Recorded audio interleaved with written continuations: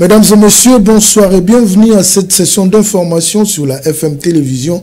Nous sommes très heureux de vous savoir nombreux devant vos postes téléviseurs pour vous informer. Ouvrons cette édition par le voyage du chef de l'État en Angola pour le corridor de Lobito, qui est plus qu'un axe de transport. C'est une opportunité unique d'intégration régionale, de transformation économique et d'amélioration des conditions de vie des populations de ces différents pays, a fait savoir Félix Tshisekedi lors de cette rencontre multilatérale sur le corridor de Lobito.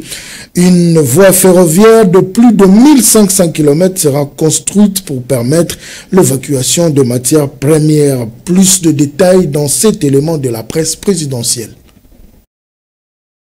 Long de 1344 km, le corridor de Lobito est un projet majeur pour l'intégration régionale et la transformation économique en Afrique.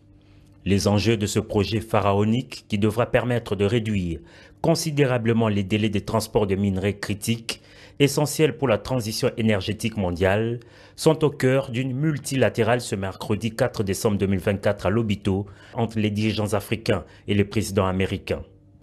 À l'aéroport Katumbela de la province angolaise de Benguela, c'était ce mercredi matin un chassé-croisé. La RDC, au cœur de ces initiatives pour son rôle stratégique, est représentée au plus haut niveau. Arrivé à 8h30, le président de la République Félix-Antoine Tshisekedi Tshilombo est accueilli par le ministre angolais des Relations extérieures, Antonio Tete. Après les cérémoniales d'accueil, le chef de l'État congolais a rejoint au salon d'honneur les présidents angolais Joao Lourenço, le Zambien Hakainde Hichilema et le vice-président tanzanien Philippe Pango. À l'arrivée, quelques minutes après du président américain, première visite officielle en Afrique, tous les chefs d'État ont pris la direction du terminal du port de Lobito dans le centre-ville. Protocole millimétré, Joe Biden et ses homologues africains ont visité en quelques minutes ces ports situés sur la côte ouest de l'Afrique. Brève visite sanctionnée par une photo de famille. Et le point culminant, c'est à l'usine de transformation alimentaire du groupe Carino. Après une présentation des matériaux pour la construction de la tour, Joe Biden et Félix Tshisekedi se sont retirés pour un tête-à-tête de quelques minutes. Rien n'a filtré de cette rencontre en bilatéral. Autour d'une table ronde, peu après, les dirigeants africains et le président américain ont tour à tour parlé de l'importance de la concrétisation du corridor ferroviaire de Lobito. Le président congolais Félix Tshisekedi a pour sa part souligné que le corridor de Lobito permettra de valoriser localement le cuivre et le cobalt, essentiels à la transition énergétique mondiale, tout en stimulant l'industrialisation et la compétitivité de la RDC. Par la même occasion, le chef de l'État a placé un mot sur la situation sécuritaire dans l'est de la RDC. Félix Tshisekedi a insisté sur l'urgence d'une paix durable dans la région et a salué le rôle déterminant de l'Angola dans le processus de Luanda. Cette rencontre historique de Benguela, la dernière pour le président américain sortant, entre dans les annales après la signature en octobre 2023 d'un protocole d'accord entre les États-Unis d'Amérique, la Commission européenne, l'Angola et la Zambie pour la rénovation et la reconstruction de l'artère ferroviaire du corridor de Lobito.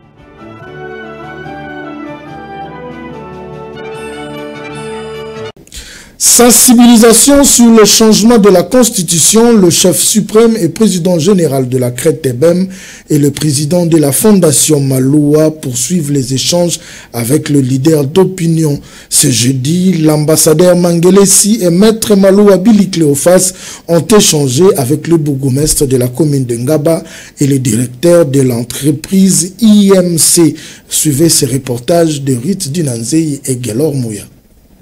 Déterminé à conscientiser les acteurs tant religieux que politiques sur le changement de la Constitution, la Fondation Maloua et la CREATEBEM ne baissent jamais les bras.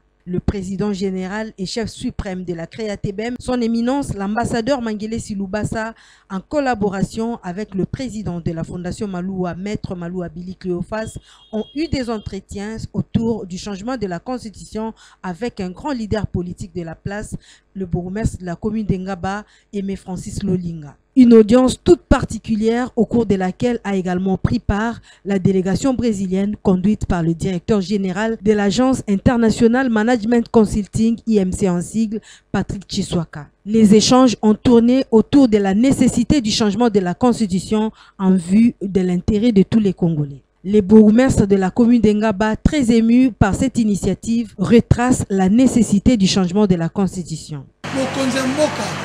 Fils biologique et politique, il y a Étienne Tshisekedi Lumumba à défendre le local Toboya Kilobi.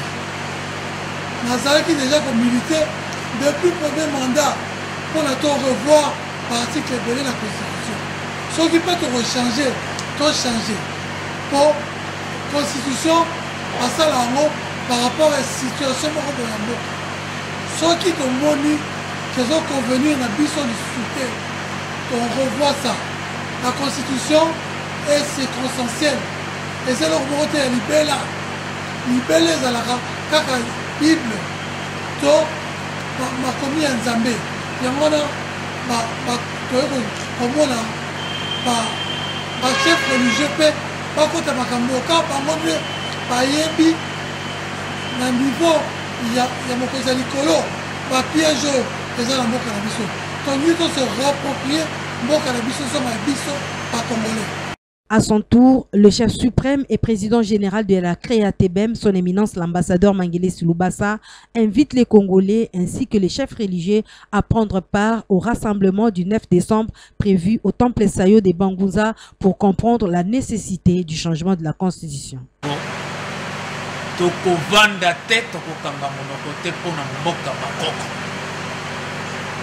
Bakoko bapesi biso nzela tofungoli moto efungwamaki banda bokoko na biso nakokanisa avant occident ya na mboka oyo eza mboka bakoko likunzi oyo epesi biso bobengi na lopoto constitution mokolo lelo toyambi moko tata bukumesi akomi na ngamba mpe azali moto na politique po masolo oyo okola bakoko bafungoli yango moto nyonso azali ya kotelema po etumba oyo changement au bengi na lopoto constitution faut échanger ezali na lolenge esengeli ya ndenge na biso yango lelo tozali kotambola tozali kobeta sete okaki tobelaki mbela elongo na son excellence fondation Malua bengai chef suprême ya Bangunza bakoko bakolala te moto moko te nazo koloba kotelemela likambo oyo bakoko bapesi nzela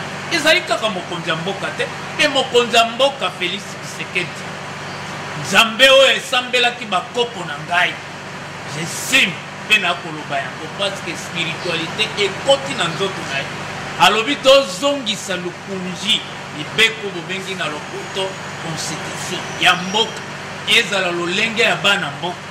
Le directeur général de l'Agence internationale Management Consulting, Patrick Chiswaka, retrace également la nécessité du changement de la Constitution annoncée par le chef de l'État. En tout cas, ce qu'on a congolais, on a vraiment la il faut qu'on soutenir. Donc, on a 100% de soutenir le président Félix pour le changement de la Constitution. Pourquoi? Parce que ce qui est Constitution est changé et l'accident. Congolais a commis na mboka na moko azuango na maboko ni balé mais conscient to ça là ils ont simbi mboka na liboko moko mais ce qui t'a changé to aider président Félix à changer Kondimi a changé to aider à changer constitution c'est-à-dire quoi Congolais a kosimba mboka na maboko pe mboka ko kende liboso. À son tour, le président de la Fondation Malua a promis de poursuivre cette sensibilisation jusqu'à ce que la Constitution sera changée en République démocratique du Congo. Rectificatif Mouké, Nalingaki Naloba, ezali campagne était pour le 9 décembre été.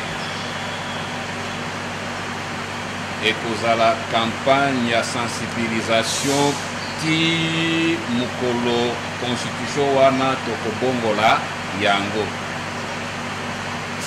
mais le 9 décembre ezali kaka mukolo toponi pour bakongomani ou bakongolais bakolo constitution na bango baya tolimbolela bango bapasi nini mikakatano nini oyo ezali na kati ya constitution oyo toyaki kotambola nango. Ces différentes démarches visent à soutenir le projet du président de la République autour du changement de la Constitution. Les chefs religieux, en compagnie avec la Fondation Maloua, vont atteindre toutes les couches sociales jusqu'à convaincre tous les Congolais sur la nécessité du changement de la Constitution. Parlons toujours changement de la Constitution. À l'UDPS, c'est le changement de la Constitution ou rien. C'est ce qu'a fait savoir Joël Moussoso, cadre du parti, dans une interview accordée au reporter de la FM Télévision. Écoutons Joël Moussoso. Le chef de l'État étant garant de la nation, il a pris une initiative. Quels sommes-nous pour l'empêcher? Il est garant de la nation, il n'y a personne, et je soutiens son idée lorsqu'il parle qu'il n'y a personne qui peut l'interdire à changer la Constitution.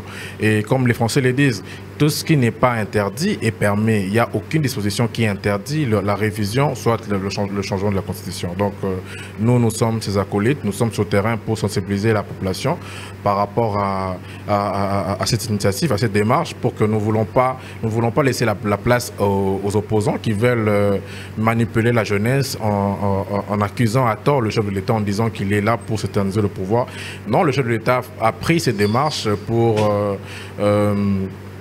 le bien-être de la population. L'année prochaine, il nous a promis de mettre en place une commission qui va définir, soit on va aller à la révision, soit on va aller au changement, bien que nous voulons le changement de la Constitution, parce que l'actuel a beaucoup d'impuretés et nous voulons une Constitution qui sera adéquate aux réalités actuelles.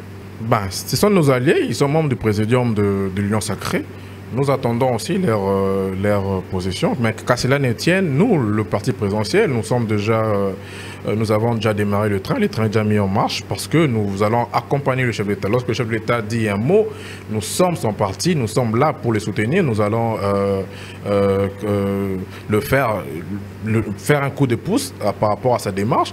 Quant aux leaders, ils sont libres. J'ai suivi le VPM il a émis son point de vue en disant que lui, il est pour la révision et non le changement, c'est son point de vue. Et les autres, on entend aussi leur opinion, mais qu'à cela ne tienne, je me répète, nous, le parti présidentiel, UDPS Tshisekedi, particulièrement la jeunesse, est déjà sur le terrain pour sensibiliser par rapport à ces démarches.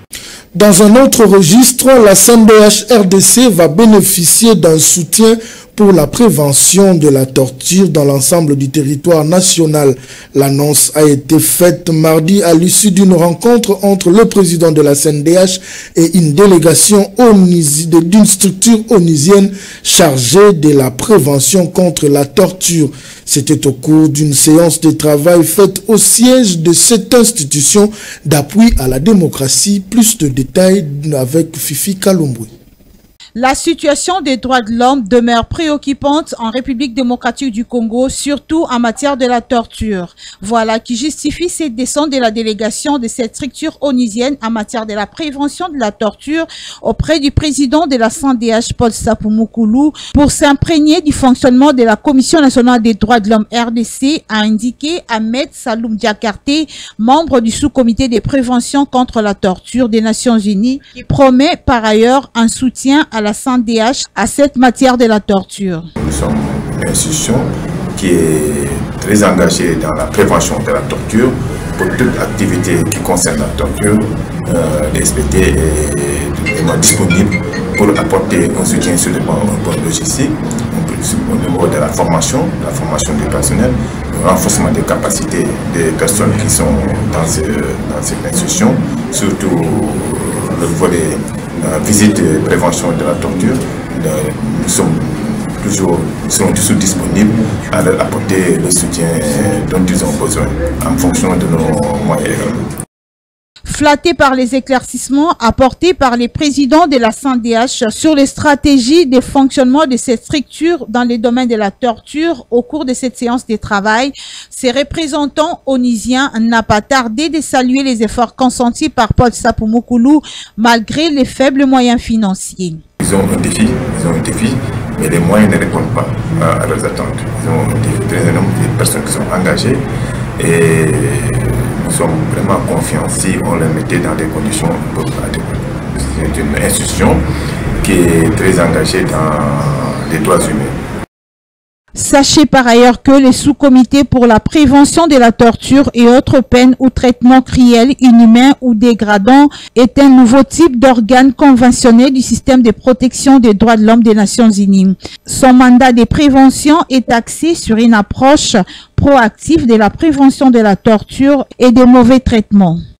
Quittons la CNDH pour la commune de Ngaba pour s'assurer de la quiétude de la population pendant cette période festive. La police de la commune de Ngaba, coordonnée par le major Samakonga, sous la supervision du numéro 1 de cette municipalité, ont appréhendé 16 présumés criminels issus de divers coins qui sèment la terreur dans cette partie de la capitale. Ces malfrats ont été présentés à la presse ce jeudi par l'autorité politico-administrative de Ngaba, Aimé Francis Lolinga.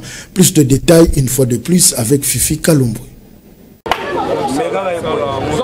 Pas moi, dit les dindons, ni moi, dit la poule rouge. C'est comme ceci qu'ils se comportent pour prouver leur innocence une fois appréhendés par la police et devenus impuissants. Certains vont plus loin jusqu'à faire couler les larmes pour attirer une clémence. Pour réussir cette opération de ratissage, la police de la commune d'Engaba a mis en place les stratégies du commissaire provincial de la police ville de Kinshasa, Blaise Kilimbalimba, pour maîtriser ces présumés criminels. 2 formules sur 22 ont été utilisées pour appréhender ces malfrats, a indiqué le major Samakonga, qui promet de ne pas lâcher prise. Lorsque nous tombons sur ces gens, c'est-à-dire ça fait notre fierté personnellement et que nous appliquons seulement les ordres reçus auprès de M. le commissaire provincial et général Mboula Kilimbalimba Blaise, qui nous a instruits, qui nous a donné les moyens nous permettant toutefois à maîtriser ces gens et les former de le faire. Comme je vous ai dit, il nous a préparé depuis longtemps avec de multiples tactiques, souvent qu'ils venaient de l'Europe. Et sur le 22 que moi j'ai retenu, je viens d'exécuter 2, c'est le 2 qui nous a permis de ressortir les résultats ci-après. Le numéro 1 de la municipalité d'Engaba, Aimé Francis Lolinga, s'est réjoui du pragmatisme de la police de sa municipalité, coordonnée par le major Samakonga, pour neutraliser le semeur de troubles dans sa commune, surtout en cette période festive. Je tiens à remercier le travail fourni par la police territoriale de la commune de Ngaba. Excellent travail, continuez à être aussi performant et on va tout faire pour que vous ayez plus de moyens pour mieux défendre encore la population contre ces inciviques, ces criminels, ces assassins. C'est par l'abondance du cœur que la bouche parle du temps pour assurer la quiétude à la population de la commune d'Engaba. Le numéro 1 de cette municipalité promet de corser les processus d'arrestation.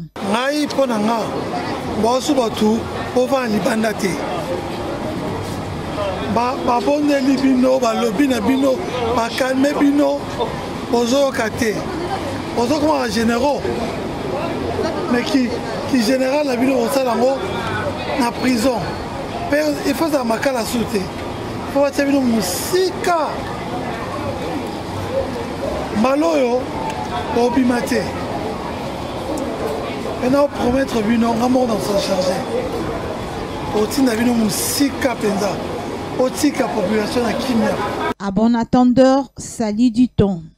Parlons éducation à présent. La direction provinciale Kin-Est du ministère de la formation professionnelle et l'inspection provinciale du même ministère ont organisé une cérémonie de remise des brevets aux différents lauréats dans ces secteurs de la formation professionnelle dans cette zone éducationnelle. C'était dans la salle Olangi située dans la commune de Limete. Plus de détails avec Jean-Si Elengue et Rabi Fouka.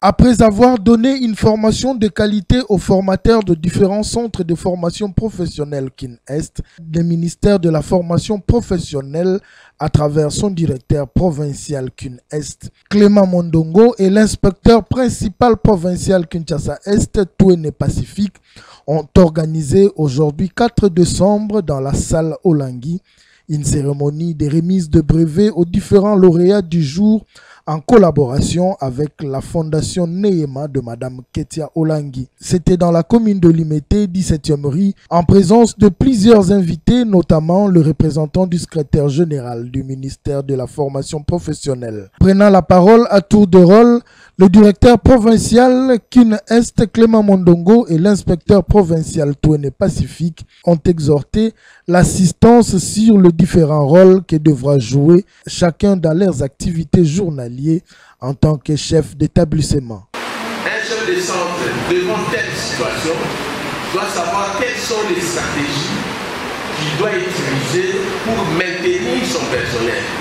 Parce qu'on peut se retrouver après 3 mois, 6 mois que tout le personnel est parti.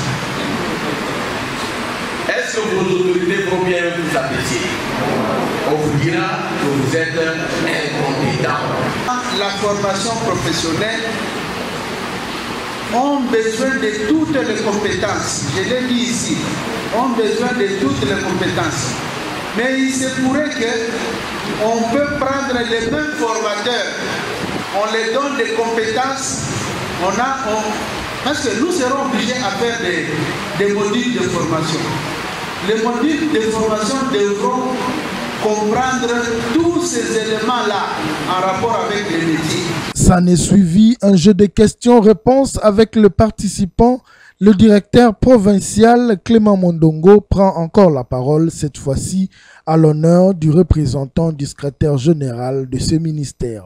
Du ministre de la formation professionnelle, j'ai cité son Excellence Marc Kila, qui se bat nuit et jour pour soutenir notre ministère de la situation de précarité dans laquelle il se trouve aujourd'hui, en accomplissant ainsi la mission lui confiée par son Excellence Madame la Première ministre, garante de la concrétisation de la volonté de son Excellence Monsieur le Président de la République. Ensuite vient le moment tant attendu de la remise de brevets aux lauréats du jour. Pour clore en beauté, les différents organisateurs du jour se sont livrés à la presse pour clarifier certaines zones d'ombre. Je féliciterai d'abord les comités organisateurs, en commençant par le prophète Kin Est, qui est accompagné par l'IPP,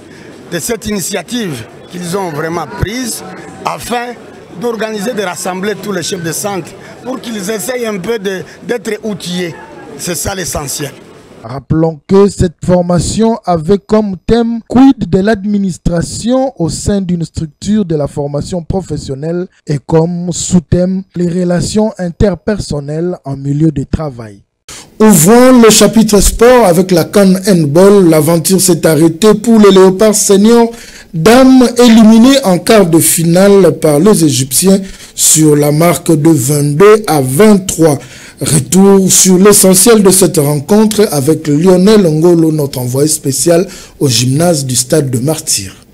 Ce ne sont pas les Congolaises qui ont décroché la qualification malheureusement. Eh bien, ce sont les Égyptiennes qui discuteront le demi-finale de cette 26e édition de la Coupe d'Afrique des Nations handball senior dames.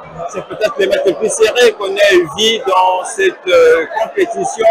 C'est passé dans les petits détails. La RDC avait la main des matchs à 22 buts partout. La RDC qui n'a pas reçu, évidemment, puisqu'en face, il y avait la gardienne égyptienne qui a été sacrée, la femme du match qui a fait cet arrêt magistral, cet arrêt de grand match. Voilà qui permet à son équipe de passer en contre-attaque et marquer ce 23e but de la qualif pour les Égyptiennes. Et la grosse mauvaise nouvelle derrière ça, la RDC ne participera pas évidemment à la prochaine Coupe du Monde.